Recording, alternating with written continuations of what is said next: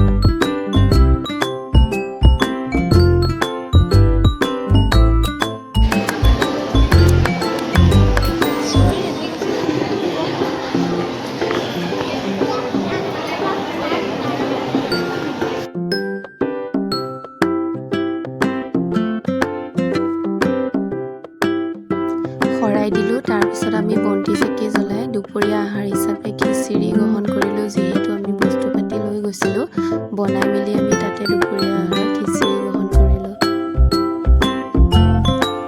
সকলোৱে মিলিজুলি এসাঁজ খাই খুব ভাল লাগিলে। আৰু তাৰপিছত গোটেই চৌহদটো দৰ্শন কৰিলোঁ। বহুত ধুনীয়া পৰিৱেশ।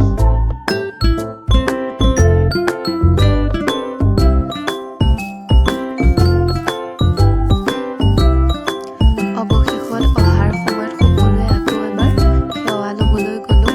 সেৱা লৈ আমি সকলোৱে ঘৰমুৱা হ'লোঁ। শেষত মই কেইখনমান ফটো লগাই দিছোঁ। আশা কৰোঁ আপোনালোকে ব্লগটো চাই ভাল পাব, আৰু ভাল পালে আপোনালোকে লাইক ছাবস্ক্ৰাইব কৰি দিবলৈ নাপাহৰিব, যাতে আৰু আগলৈ ব্লগ দি থাকিবলৈ উৎসাহ পাওঁ।